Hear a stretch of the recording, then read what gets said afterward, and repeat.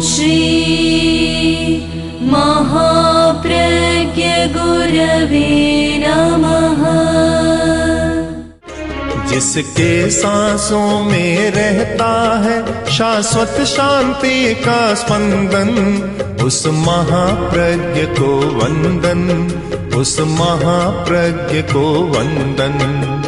सत्य अहिंसा अनेकांत को अर्पित जिसका तन मन, उस महाप्रज्ञ को वंदन, उस महाप्रज्ञ को वंदन। जिसके सांसों में रहता है शाश्वत शांति का स्पंदन, उस महाप्रज्ञ को वंदन, उस महाप्रज्ञ को वंदन।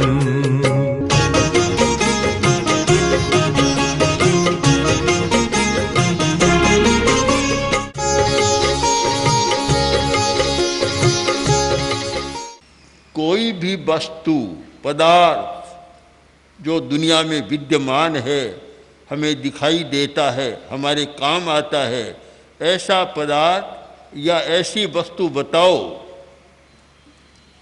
जो उपभोग से पहले और उपभोग के बाद भी सुख दे। बड़ा प्रश्न है, सब लोग चिंतन करें। जैसे किसी ने मिठाई खाई, किसी ने नमकीन खाया, तो खाते समय एक स्वाद होता है, एक सुखानुभूति होती है। वह उससे पहले भी होती है क्या, या उसके बाद में भी होती है क्या? कोई भी ऐसी वस्तु खोजकर कोई बता दे कि उपभोग की कोई भी वस्तु है, वह काम में लेने से पहले भी सुख देती है और काम में लेने के बाद भी सुख देती है। ऐसी कोई वस्तु हो तो बताओ। कोई उत्तर नहीं दे सका, बता नहीं सका। हमारे सामने जो वस्तु है उसके 4 रूप 5 रूप बनते हैं। शब्द, रूप, रस, गंध और स्पर्श। हम शब्द को लें, आदमी शब्द सुनता है, उस समय चाहे उसको अच्छा बोध होता है चाहे बुरा बोध होता है, चाहे अच्छा लगता है चाहे बुरा लगता है, कोई कुछ भी हो, शब्द श्रवण काल में होता है। सुनने से पहले भी कुछ नहीं होता, सुनने के बाद भी कुछ नहीं होता। केवल श्रवण काल वर्तमान के क्षण में जब आदमी शब्द सुनता है तब उसका उस पर कोई प्रभाव होता है। रूप को ले, देखता है किसी वस्तु को, तो देखते समय एक सुखानुभूति या दुखानुभूति दोनों हो सकती है, होती है, पहले पीछे कुछ भी नहीं। 5 इंद्रियों का विषय और हमारा सारा जगत, सारी सृष्टि, ये शब्दात्मक, रूपात्मक, गंधात्मक इनके युक्त है और उन्हीं का हमें ज्ञान और संवेदन होता है। खाने की वस्तु को लें, जिस क्षण आदमी खाता है उस समय स्वाद या सुखानुभूति होती है। खाने के बाद, जैसे एक राजस्थानी में कहावत चलती है कि उतर्यो घाटी रुओ माटी, गले से उतरा और फिर माटी हो गया, फिर कोई स्वाद नहीं रहता। चाहे जलेबी खाओ, घेवर खाओ, रसगुल्ला खाओ, कुछ भी खाओ, उसका स्वाद खाते समय होता है या पहले और बाद में भी होता है? पहले होता है क्या स्वाद? नहीं होता। और खाने के बाद में भी नहीं होता, केवल वर्तमान क्षण में होता है। इस आधार पर एक निष्कर्ष निकाला कि नोपभोगात् परं किंचित। महाभारत में भी इस पर चर्चा हुई है और ये महाभारत का एक सूक्त है कि नोपभोगात् परं किंचित, उपभोग के बाद कुछ भी नहीं। जब उपभोग का क्षण है वह तृप्ति का, सुख का क्षण हो सकता है, किंतु उपभोग के बाद कुछ भी नहीं। आप हर वस्तु पर स्वयं विचार कर लें। पदार्थ को ले लें, वस्तु को ले लें, व्यक्ति को ले लें, कुछ भी लें, उपभोग के क्षण में सुख होता है, बाद में नहीं होता। इसका मतलब कि हमारा सुख का क्षण बहुत छोटा हो गया। सुख का क्षण बहुत छोटा है, बड़ा नहीं है। तो फिर एक नया प्रश्न आया कि फिर खोज करो कि ऐसा कौन सा सुख है जो त्रैकालिक बने। अतीत के क्षणों में भी सुख था, वर्तमान में भी सुख है और भविष्य में भी सुख होगा। ऐसा कौन सा तत्व है जो तीन काल में व्यक्ति को सुख दे सके। यह खोज अध्यात्म की खोज, पदार्थ से हटकर, पदार्थ से ऊपर जाकर और एक नई खोज शुरू हुई कि त्रैकालिक सुख चाहिए। इसे उत्तराध्ययन सूत्र में अत्यंत सुही, अत्यंत सुख कहा है। एकांतिक सुख, अत्यंत सुख, यानी अत्यंत सुख वह है जहाँ काल की सीमा समाप्त है, काल नहीं होता। वह अतीत में भी रहा, वर्तमान में भी है और भविष्य में भी रहेगा। वह है अत्यंत सुख। वीतराग का जो सुख है वह अत्यंत सुख होता है। रागी आदमी का सुख अत्यंत नहीं होता, वीतराग का सुख अत्यंत होता है। कि वीतराग, अब वीतराग व्यक्ति जो सुख का अनुभव करता है वह पदार्थ आधारित नहीं है, वह आत्मा से उत्पन्न सुख है। हमारे सुख के भी दो नाम हो गए, एक पदार्थ जनित सुख यानी भौतिक सुख, पौद्गलिक सुख, और एक आत्मिक सुख जो आत्मा से उपजने वाला, अपने स्वभाव में रमण करने से होने वाला सुख, वह आत्यंतिक सुख हो सकता है, त्रैकालिक हो सकता है। वीतराग को सुख पहले क्षण में भी था, वर्तमान में भी है और अगले क्षण में भी होगा, कोई अंतर नहीं आएगा। उनकी सुखानुभूति अबाध रहेगी, निरंतर रहेगी। किंतु पदार्थ से होने वाला सुख है वह कभी त्रैकालिक हो नहीं सकता। यह एक ऐसा दृष्टिकोण है जो पदार्थ के प्रकृति को समझने का भी मौका मिलता है और इससे अपने आप को समझने का भी मौका मिलता है। अगर कोई व्यक्ति शाश्वत सुख चाहता है कि शाश्वत, शाश्वत का अर्थ है निरंतर, प्रवाह चलता रहे, निरंतर रहे, वह होता है शाश्वत। जो निरंतर चलता रहे, कहीं भी बीच में कोई बाधा न आए, कोई व्यवधान न आए, कोई अंतराल न आए और कोई छिन्न न कर सके, वैसा सुख वीतराग का हो सकता है। इसीलिए ये कहा गया, नहीं ए वो सुख सुर इंद्रा ने नहीं चक्री वर राया। जो वीतराग का सुख है ऐसा न तो इंद्र को होता है, न चक्रवर्ती को होता है, न देवता को होता है। कारण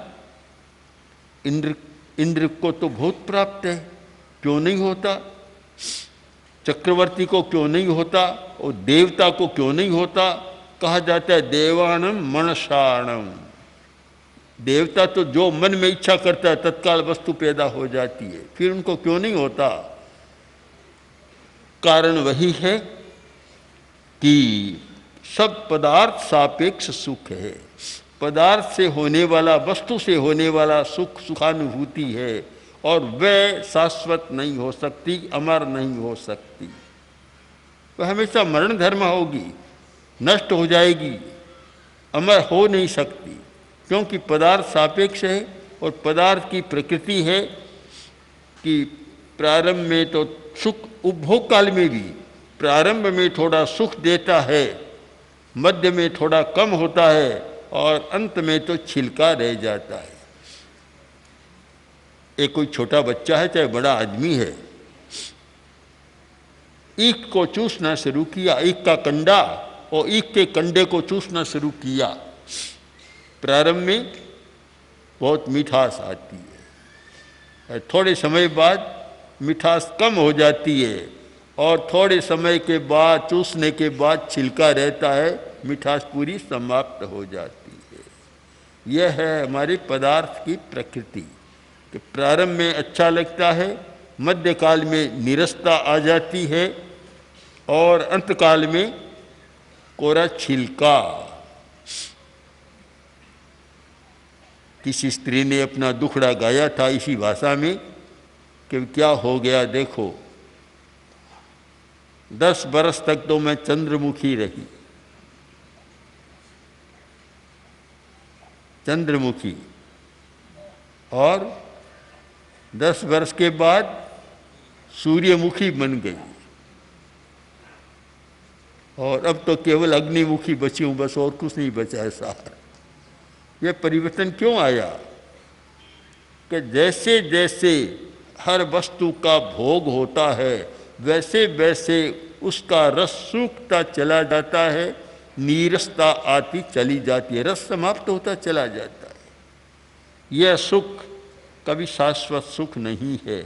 अगर यह ही शाश्वत होता तो शायद धर्म की, अध्यात्म की खोज करने की आवश्यकता भी नहीं होती। मनुष्य ने धर्म की खोज क्यों की, अध्यात्म की खोज क्यों की? क्योंकि सारा जीवन तो चलता है पदार्थ के द्वारा, फिर अपदार्थ की खोज क्यों? धर्म एक अपदार्थ है, पदार्थ से परे की बात है।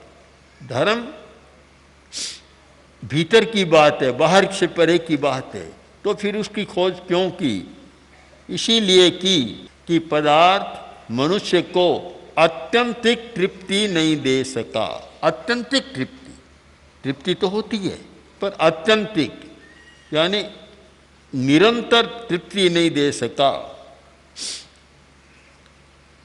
मैंने स्वयं अनुभव किया कि बहुत वर्ष पहले की बात,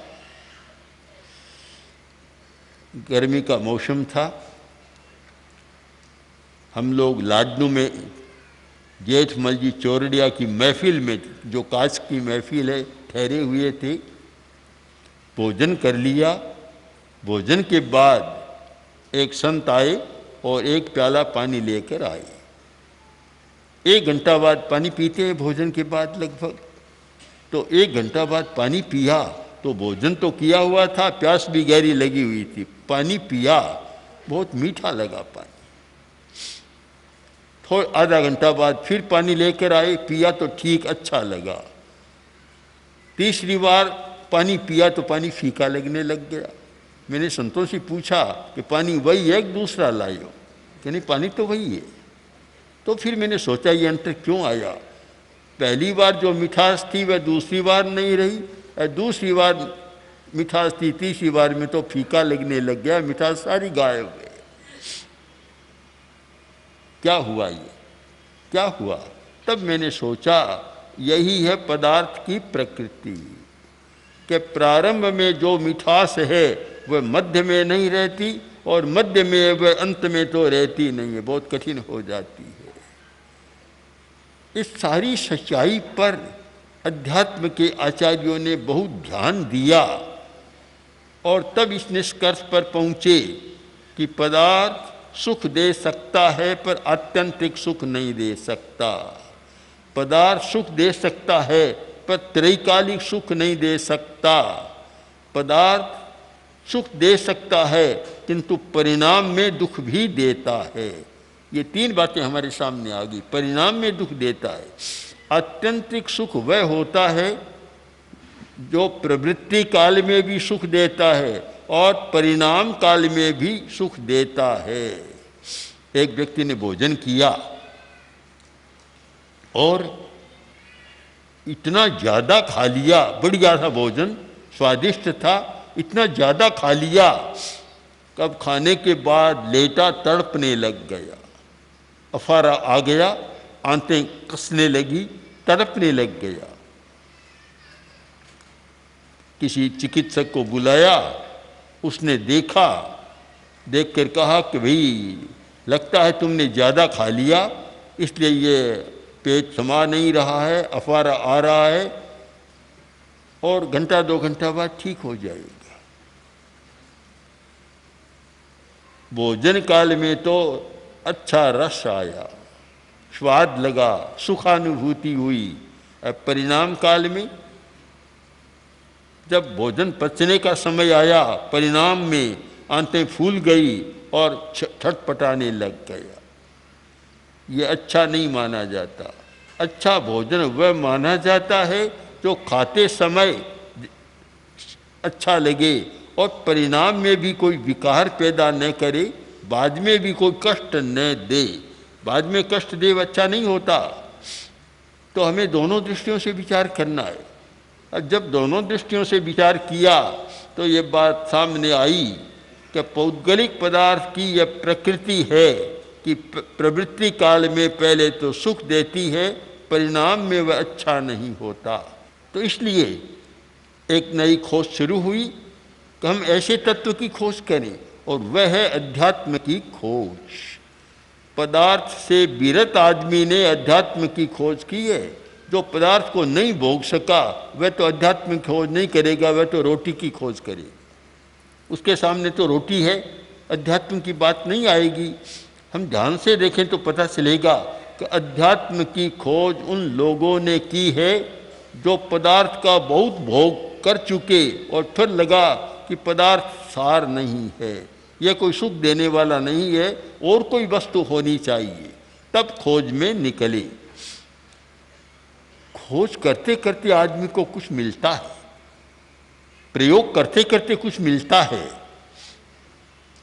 एक व्यक्ति किसी सन्यासी के पास गया और बोला कि मुझे मोक्ष बताओ, मोक्ष का स्वरूप बतलाओ, मोक्ष का अनुभव कराओ, मैं अनुभव करना चाहता हूँ। गुरु भी विचित्र होते हैं, अनुभव होता है और गहराई तक पहुँचने वाले होते हैं। तो उन्होंने कहा कि मेरे साथ चल। साथ ले लिया। ऊपर आश्रम था, पहाड़ी पर चढ़ना था। वो काफ़ी ऊंची पहाड़ी थी।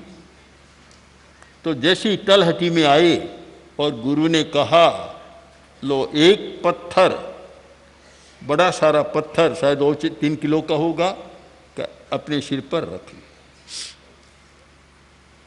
रख लिया। चढ़ने लगे। थोड़ी देर गए कि दूसरा पत्थर और उठाओ रखो।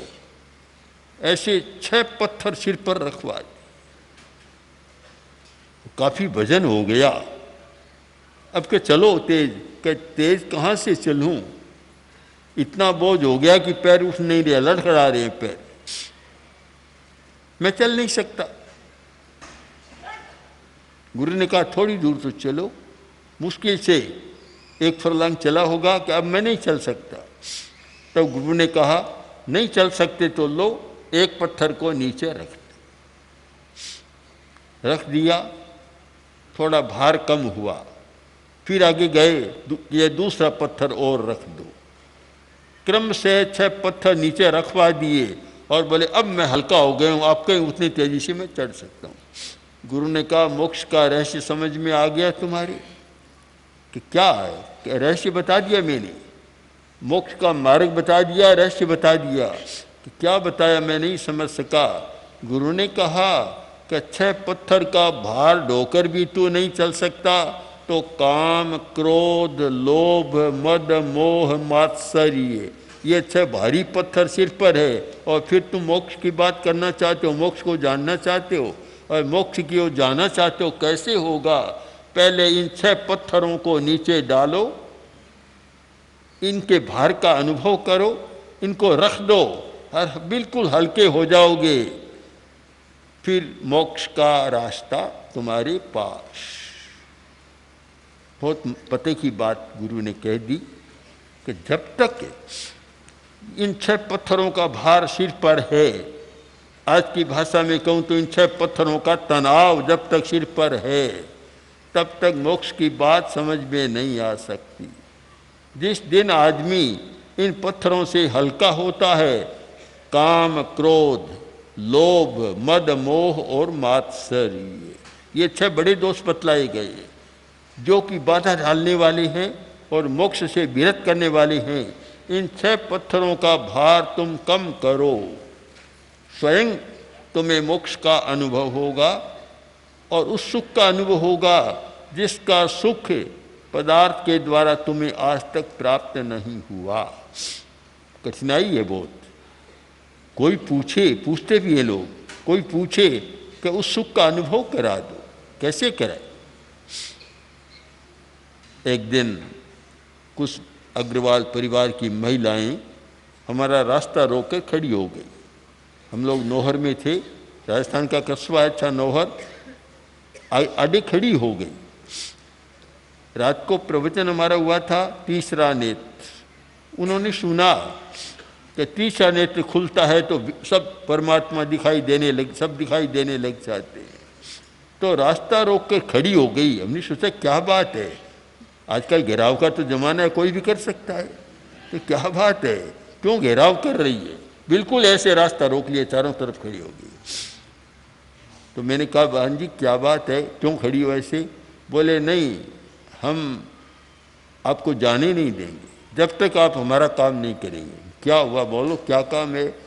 कि आप रात को आपने कहा था कि तीसरा नेत्र खुलता है तो फिर आत्मा परमात्मा का दर्शन होना शुरू होता है, तो और कुछ नहीं, हमारे तीसरे नेत्र खोल दो और महाराज सांवरिया का हमें दर्शन करा।